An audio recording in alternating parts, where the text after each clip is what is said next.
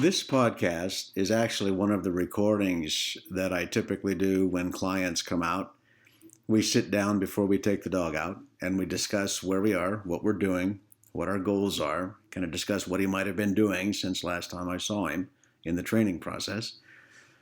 This particular one is a young dog that he had a couple of dogs. I had seen them before, and this is another session with the two dogs. And he had some questions as we spoke and had our conversation before we went out. And this is a recording of that. It's pretty raw stuff. It's just, I didn't edit it much.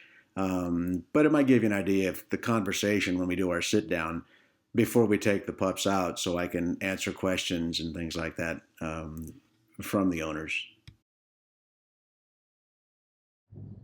All right, it's recording, and it'll record until we're done. Okay. Now, what were you asking me? So you were talking about bump and chase, but we're talking about from the very beginning how you got from not pointing to pointing. Okay, hang on a second. Let's define what this conversation is about. What are we trying to establish? Well, initially, the question was, what made them stop? Okay, fine, they point. That part I'm relatively clear on. But then once the bird flushes, that transition from stopping at the flush, how do we get there? Okay. So we talked about puppies and why they point. We talked about they bump and chase, and we let them catch birds in the beginning. So they get excited about birds. They start looking for birds. They know predator-prey dynamic and the power they have over the prey. So they like that. And at that point, then we change it out to birds that they cannot catch. Then the young pup is no longer successful bumping and chasing anymore. He does that a couple of times, realizes this isn't working anymore, so he changes strategy.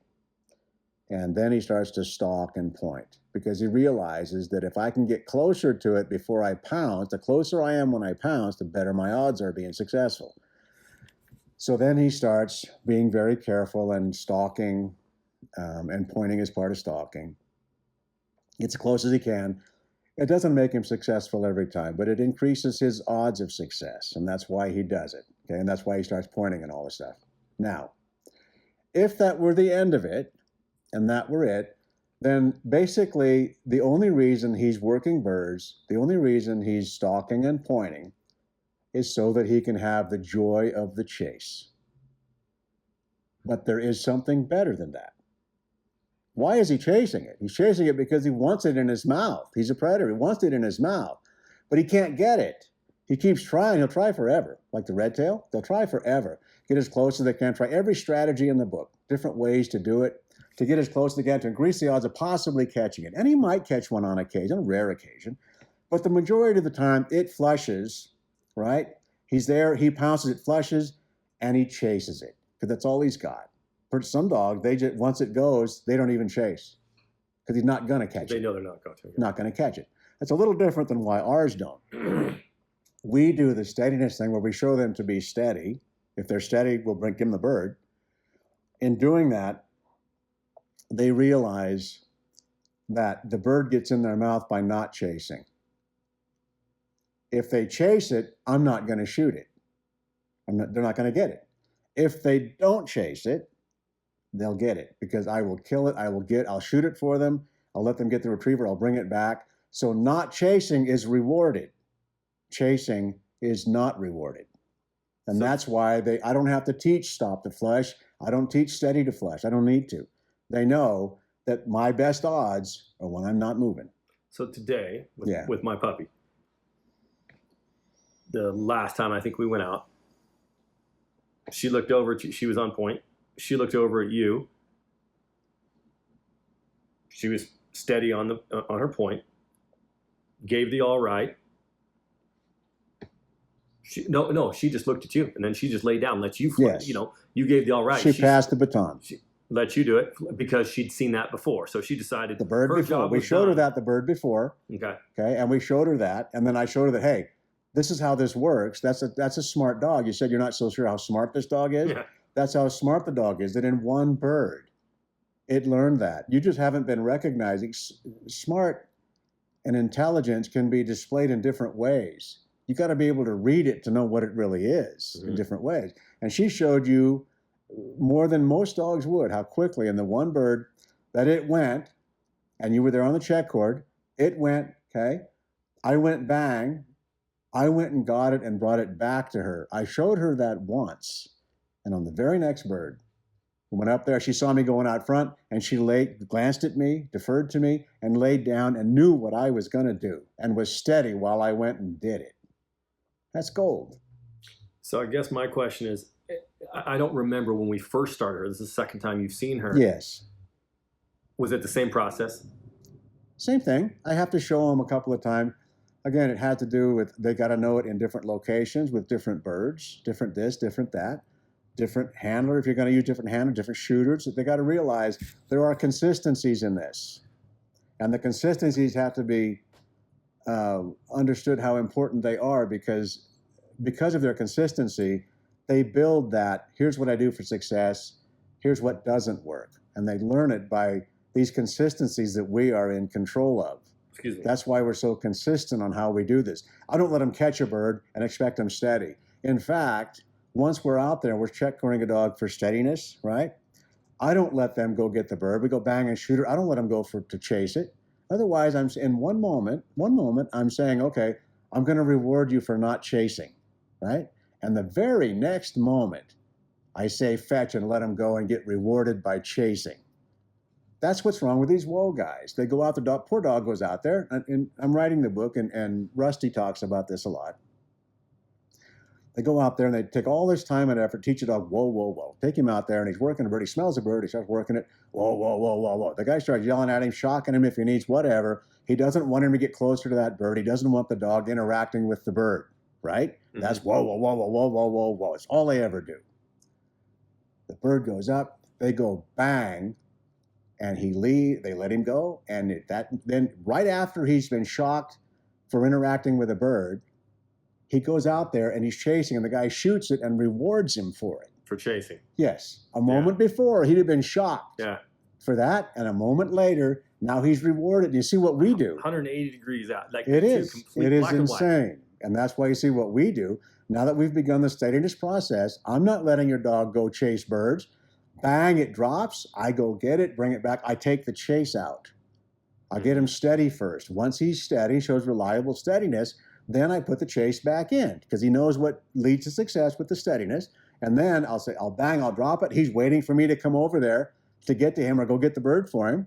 I walk over there. I say, hunt, Dad. Get him all excited. Get his check cord. He doesn't know what I want. He won't go. What do you mean? You go get it, boss. No, hunt, Dad. Come on, Dad. Get him. And I get his check cord and get him excited going. And away we go. And then we go get some. And then there we are. Now he understands how it works. But I'm not going to let him get everyone.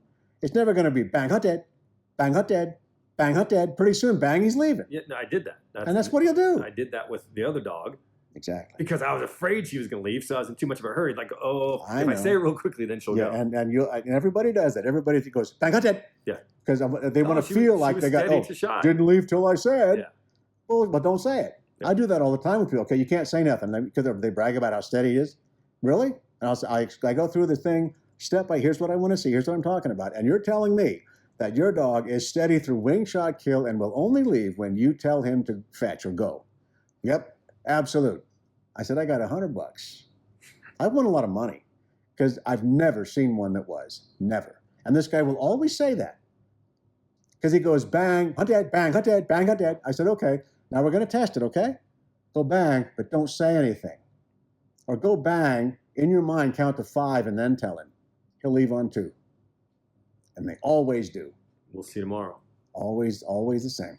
And the same thing like that. They just try to get it in real quick, and they think that he's anticipating. He's leaving if you say it or not. And that's the beauty of it. That's why you got to break these things up and expect what you're getting when you explain it to them in a way they understand it. You can't just do this stuff and think you're going to, with repetition, change it. It has to make sense in their mind, not just what you want to do. But that's why I've never taught a dog to be steady to flush. I've never taught a dog to stop the flush, and yet they all do. Your dog can be out there, either your dog running out there, big run in the field, way out there, away from you, out of gunshot range. And a bird flushes, they didn't know it was there. Say it flushes, I don't know, downwind from their guard on the side. They had no idea it was there. It flushes and they see it. They will skid to a stop. All of them. Yeah. No question.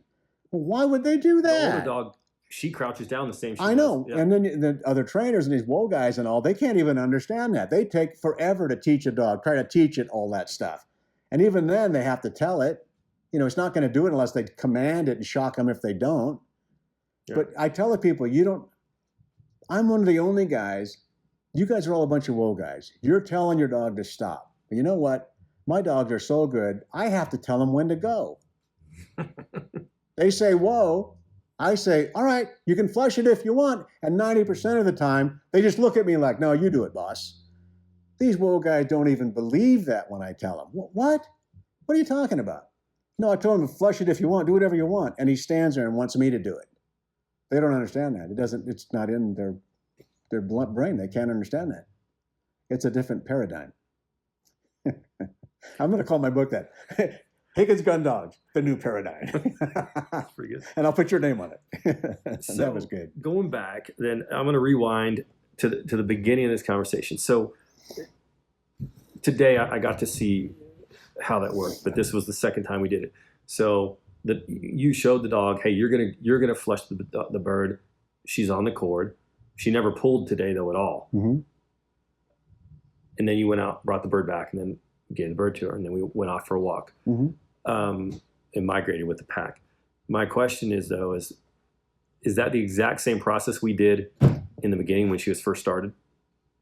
Because this is the second time she's been here. So yes, and steadiness. The way to see steadiness, it comes in two parts. I need to see steadiness from the time the dog gets in the birdie area, from the time it picks up some scent and decelerates, from that moment until I say, all right. I got to see a dog with no intent to flush. The second half of steadiness is from that flush, they should stop and not move again until I say, hunt dead. That means they're to be steady through the flush, the shot, and the fall, and wait for me to say it. So it's in two parts. That's kind of how I see steadiness and where I am with the dog. The first part being the point and the wait to flush, and then the other three things is when to go again. Okay. One is when to stop. One is when to go. Okay. Now, once I have a dog understanding the first part of it, which is I want to see no intent to flush a bird between the deceleration of being in the birdie area, between that moment and the moment that I'm all set up and I got my guns all set up, everything's all set, and I say, all right. When I have a dog at that point, now we can hunt him on wild birds. I can hunt him, he can be out of range, he can be way over there, he can hunt, I can trust him out there, right? Because he's not going to flush it. He's going to work it and he's going to wait for an all right. That's what that type of steadiness means. Then what I can do at that point, he's dragging a check cord. I can finish him up in the field or finish him up either way. Now I go out there, he goes and points his bird, whatever. I have a shooter, or I can do it myself, I have a shooter. Then I'll catch up with him and grab his check cord and finish out the second half and be consistent as when he gets to go again. Some people want him to go at the bang. Some people most of them want him to wait till I tell him to go. And it depends on the person. I don't have everybody expect the dog to be steady to wing shot kill because the person can't do it. The weak link is the people. If I don't think they can do it, then I'll say, when it goes bang, let him go. Because he will teach himself to be steady to shot. So what you'll end up with, all you have to do is go bang and say nothing. He's going to learn when it goes bang, he's going to take off. Mm-hmm. Go get his bird. Okay? That's what it looks like. And that's what it begins as. Okay? What you will end up with is a dog that is steady through wing and shot and only leaves when he sees that the bird is hit. They all do it. I've done it a million times. And if you think from a dog perspective, it's about success and lack of success. Because you have an inconsistency in you as the handler shooter. It's just built into you. You have an inconsistency. You're not going to hit them all. You're going to miss a bird. So Rusty's out there. He's there. He gets to go at the bang. That's what he's used to. And all of a sudden, he's going at the bang. All right, it goes bang, and he takes off, and he gets the bird. Bang, and he takes off, and he gets the bird. Bang, and he takes off, and he gets the bird. You go bang, and you miss it, and he takes off, and the bird just keeps going. So finally, he stops, and he kind of looks back. And he comes, gives it up, comes back. Do that one more time. And the next time a bird flushes, he doesn't leave on the bang. He waits to see if it's hit. If it's hit, then he leaves. But he doesn't leave on the bang anymore because it is an inconsistency. But what he learns is what increases the odds of his success the most when he sees it crumple in the air to hit the ground, 100%. Bang, not 100%. And they are gamblers. That's how they do it. And that's why you'll get a dog. So at the bottom line, the difference is this dog, you always let him go at the bang. And this other dog, he always has to wait until it's all done. The bird's already on the ground, and you say, hunt dead and let him go. Okay? The difference is going to be very slight in those two dogs now. One is going to leave when the bird gets hit. The other one is going to have to wait till it hits the ground and you say hunt dead. It's not a long time. Okay? And it's safe because when you're shooting it, you're not shooting at a bird that he's chasing from a flush or something. He's waiting, okay, and goes after the bang, so it's safe. It's not that you're going to shoot your dog that's chasing a bird. But there's all kinds of little things like that as to why dogs do certain things. And when you mentioned that you would have a hard time taking a young dog, even a young dog that didn't know anything, and getting him steady. And that's interesting to me. When you see the order in which these things happen, I don't know if that's it. Is it more of the order of things or what leads to something else? Yeah. I'm not quite sure why that's I'm trying would to be remember challenging. back. I understand that the dog learns to be steady or stock in point due to his failures of not being able to catch it after the bump and chase. Then you give him birds that he's no way going to catch, and then he's like, crap. So he's like, I gotta change my strategy, and so then he becomes the deceleration and the pause, which is the point, right? Mm-hmm. I understand that. I think the question was, Well, you were asking what makes him not chase. yeah, We went over that because chasing is not. I make chasing unsuccessful. Not chasing is when I get it and bring it back in the beginning. Yeah. That's successful. So he doesn't chase, basically waiting for me to go get it. But he understands that chasing doesn't work. And that his odd, he always does. Whenever a bird flashes, if I stand still, my odds are better. He doesn't even think of it beyond that. That's all. Because if a bird flushes and I stop, he might shoot it. But if I don't stop, he's not going to shoot it. So there it is right there. and that's all we did in the beginning. That's it. Everything we just covered. That's it. Walked up, he paused. We have the cord in case he decides to jump. I have the cord to slow him down so I can show him this. Okay. Otherwise, I can't. He keeps running and I can't show him. And that's all it is. You show him, then just like my dog today. And I which drop she's the like, cord. Oh, yeah. I'll let That's you all. do it. But that's why I had to do that. If I didn't have the cord, I tried to do this. He'd be going out there and doing that and fleshing and chasing a lot from a distance, and I would not have the opportunity to show him what I can do for him. Mm-hmm. And that's why the check cord is not punishment. It's not training. It's nothing. It's just to slow him down so he can see what I'm going to do. Well, you handed. And then I turn him loose. You had me handle the check cord. We never pulled on it or jerked on it. I just held it. Yes, If and you then when I see a little tension on it, I get that tension off that line. Yep. I don't want him out there and you controlling his movement and him knowing that. Okay. No, he gets out there and you feel some pressure on that. Give him that line and hope he flashes it. Yeah. Go, flash it. I'm not here to teach him. That's a bird's job. If he's going to do it, he's going to fail. Yeah, and then I'm not going to shoot it, and you're going to get nothing. And then I'll show you again where if you don't pop that cord, if you don't pull on that cord, I'll put it in your mouth. They quit pulling the cord the next time because it doesn't make any sense. And pretty soon you don't have the cord at all. And they're out there just doing their thing and you don't have to do anything. And when I walk up on a dog, it's to the point, especially these young dogs, people come out. I watch people and people have a real hard time. Their energy just goes all over the place. When their dog gets birdie, they almost want to start running. They want to say, whoa, they want to start running up to get up there before this turns to shit. Their energy goes nuts. And the dog feels that. Okay. So the first thing I tell him is, number one, when your dog gets birdie, just stop. And from that moment, I play this recording in my head, and it says, I hope he flushes it. I hope he flushes it. I hope he flushes it. Instead of what you're playing in your head, oh shit, hurry up, it's going to turn to shit. And you go running up there, and then he gets the energy, and away it goes. No, let him learn something. Don't stop him from learning because you're trying to get in there and stop him from doing what he needs to do to learn it doesn't work. Don't just shock him because he tried something, or he's going to quit trying stuff, and you're not going to see anything good. That's what's made this so much better, though, right? Is that that's how I've always been. Oh yeah, you got to get up there. They're on point. Everybody, that's just the nature of people. But now, now it's so relaxed because the dog's out there on point, and I know my older dog, she's not going anywhere. Yeah. We had a different challenge that I created, but she's not going anywhere. Yeah, but you understand how that challenge 100%. came together. But in terms of being steady, there's yes. Well, we saw today. Then we had a bird to pop out of the bush and start running. She wouldn't approach it. Yeah. And so anyway, so I never have to worry about that. So you don't have to hurry. You don't have to hurry with your gun. You don't have to be running across the field. All of that is gone. Now, what I do when I'm out there, it's a fine. It's kind of a fine line you're walking, in that I want them to have the freedom to do what they're going to do. I don't want to interrupt them. I don't want to get in there and make them think I'm challenging them or anything. I want them to get done with their job. I'll come in and do my job, is how I want them to see it.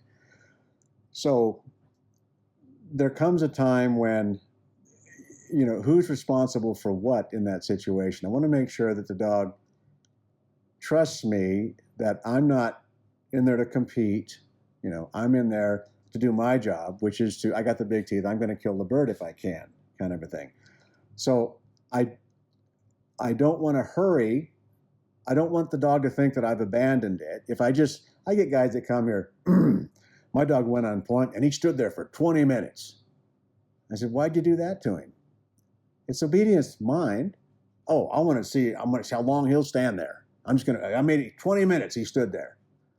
And I said, well, he wasn't standing there for the reasons that you think he was. He was nervous because he knows if he moves, you're going to hurt him. That's why he's standing there. Unlike your Griffon today, who stood there for 30 minutes, as we did our thing. I don't care how, like I said, I don't care how long this takes, okay? But this dog is going to learn that if, for whatever reason, it causes that bird to go, it has to realize, or tries to jump on it, or goes in there close or whatever, it doesn't catch birds anymore. Yeah, you're speaking of when we would try to go in to flush the bird. And she would always move with us. Right. So then we backed out. Yes. And then until she would let you do it. And get to the point where, now you've had an issue with her before where she'd go on point and do that stuff where you move, she move, you move, she move. And she kept moving closer, closer, closer. And you had bad birds that weren't going to leave. So she was ended up catching them. But what happened was you go out front with that, okay? She's doing that. And even if it flushes or whatever, it's more that you flushed it than she did. And she thinks that's the game. That's how we do this. When we start this, we're all going to go in there and it's going to go. No, I don't want her to know that, because if she starts moving in on that bird that close on a wild, nervous bird, she's going to be flushing them before you get in within gun range. You can't have that. And that's why it was important that we set it up. I tested her a few times, see what she's going to do. I want to see what she's going to do when she is the one that is responsible for it leaving, and then she doesn't get it. Because she's been catching birds, these shitty birds. So she's learned that that's the way to do this. I'll try that. She's smart. And she's not doing anything wrong. She's doing exactly what she was shown to do. It had nothing to do with anything she's doing wrong. From her perspective, she's there. She's on point. Okay? We start coming up. She's not moving. We start coming up. We kind of stop. Okay? Now we're all set. We start the flushing process. She sees us come into peripheral vision on the side. She sees us coming in, sees us moving, and so she starts moving. And then we stop, and maybe she'll stop, but whenever we're moving, she's moving, okay? And because of that, and she was allowed to move in, and she kept moving in like that, and it became successful because then the bird moved or something, she caught him. Yep.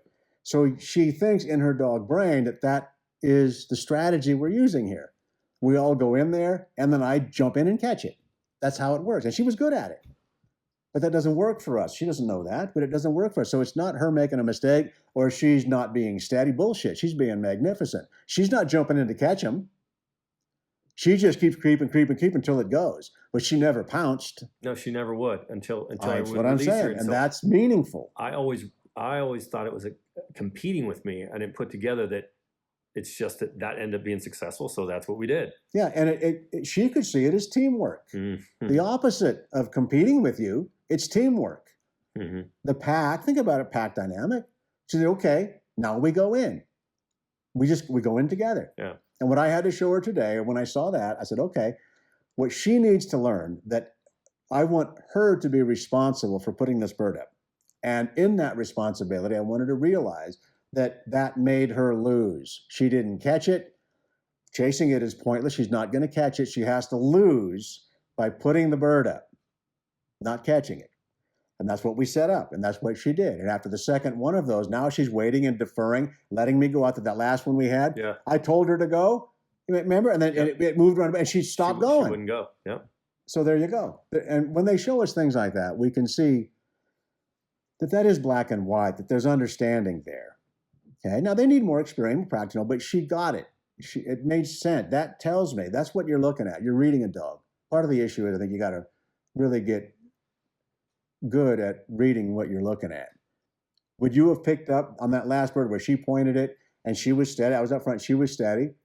I told her to go, and she made a little move, and it moved around the bush, and she stopped. I had to tell her like 4 times. Yeah. Right? Yeah. She wasn't, that was not something she'd have done earlier in the day. No, I wasn't tying that in. And, after you said it, I realized that's exactly what was happening, because normally nothing slows her down. Once I give her the all right, that bird's either coming up or she's catching it. Yes. And in this kind, she was like hesitant. Yes. And again, if you think about it, run that back in your mind. She was very steady with it. I gave her time. If she wanted to move in, I gave her time to do it. Yeah. And she knew we were out. And she said, no, that's not how this worked last time. So she waits, and I tell her. And when I told her, she made a big move in.